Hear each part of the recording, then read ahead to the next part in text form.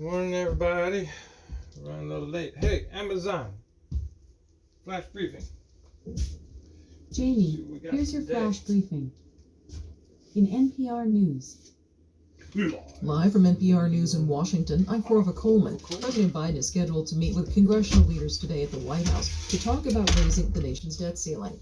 As NPR's Scott Detrow reports, the president continues to reject linking a hike in the federal government's borrowing authority to spending cuts as Republicans demand. As the debt ceiling deadline has inched closer and closer, Biden has stuck to his position that he won't negotiate. And House Speaker Kevin McCarthy has stuck to his position that the Republican-controlled House will not approve more debt payments without corresponding spending cuts. After months of standoff, the two men will now meet to talk about it. But in a back and forth with the reporter, White House Press Secretary Karine Jean-Pierre insisted Biden isn't caving. I wouldn't call it a debt ceiling negotiation. We know for a fact we ain't accrued. I would call it a conversation between the four leaders and the president. Biden and McCarthy will be joined by other congressional leaders in the meeting as well. Scott Detrow, NPR News. They got Biden running again when they know he's suffering from Alzheimer's. The 78th anniversary they don't care because if he runs again, they can cancel Democratic debate. They won't have one because the Democrat is running again. By the current conflict, and that's exactly what they want. They don't want you to know what's out there. They don't want you to know. The ceremony on Red Square traditionally echoed grand military parades of the Soviet era. Amid the war in Ukraine, this year's event was more muted. The parade featured no air show and just one tank. Public marches in honor of the more than 20 million Soviets who died in the war were also canceled. In a speech on Red Square, Russian President Vladimir Putin drew direct parallels between the Soviet victory in 1945 and Russian forces battling what he called a cult of Nazism today. Putin also acknowledged the role of the U.S. and other Western allies in helping defeat Hitler's armies, even as he accused the West of forgetting Russia's sacrifice and now seeking the country's destruction.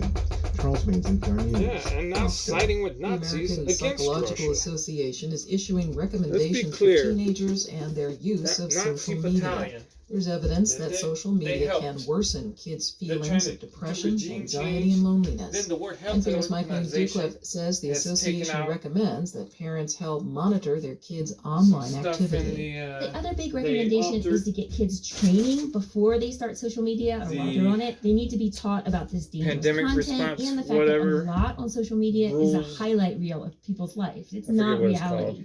Studies show that when teens compare themselves to these images, it can cause depression. For freedom. And remember, these platforms can be addictive. The algorithms try to keep kids on these platforms as long as possible. They took that NPR's Michaeline Ducliffe reporting. However, some therapists and clinicians report it can be hard for many parents to supervise their kids' social media use. I think Dr. John Campbell on YouTube made a video about it.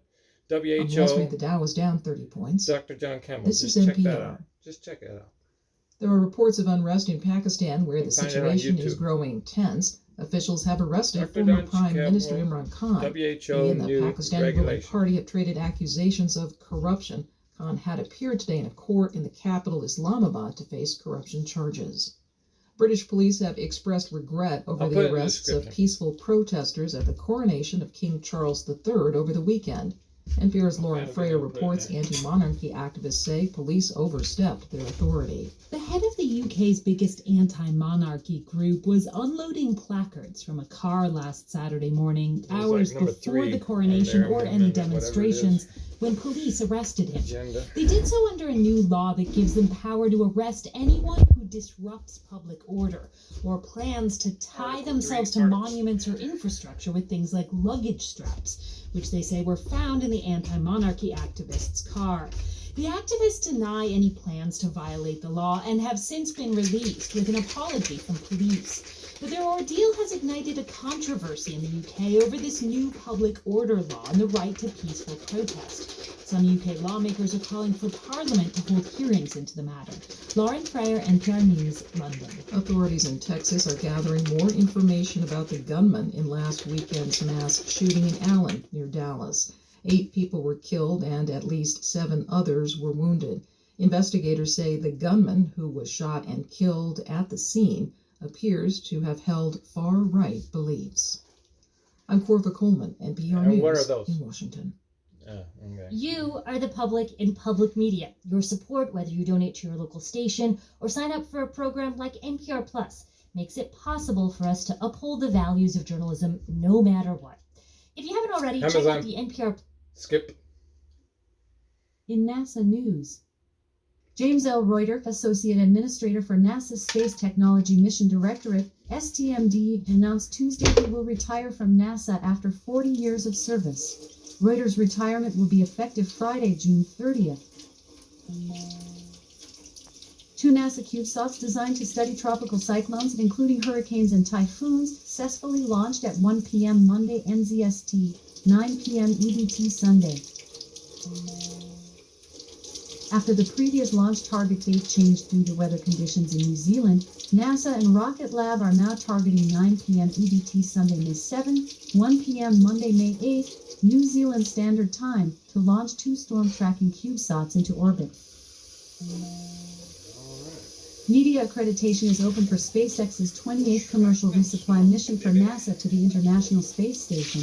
Liftoff of the SpaceX Dragon cargo spacecraft on the company's Falcon 9 rocket is targeted no earlier than 12:34 p.m. EDT Saturday, June 3rd, from Launch Complex 39A at NASA's Kennedy Space Center in Florida. During a ceremony at NASA headquarters in Washington Wednesday, the Czech Republic became the 24th country to sign the Artemis Accords. NASA Administrator Bill Nelson participated in the signing ceremony for the agency, and Foreign Minister Jan Lipovsky signed the Artemis Accords on behalf of the Czech Republic. There we go. In weather. In Seattle, it's 51 degrees Fahrenheit with mostly cloudy skies. Today, you can look for intermittent clouds with a high of 64 degrees and a low of 47 degrees. All right, From Amazon. NASA. Off. James L. Reuter, Amazon. Associate Administrator. Off. Don't give me no lip. There you go. Amazon. Tell us a joke. I'm thinking about sewing my jokes onto sweaters. I think people that'd be will really enjoy my terrible knit idea. wits. I don't know if they would. Terrible idea on your part. All right. Have a great day, everyone. I'll find that video, put a description, Dr. John Campbell. Yeah. All right. You can look at the new W.H.O. articles of operation or whatever they call it. All right. Peace.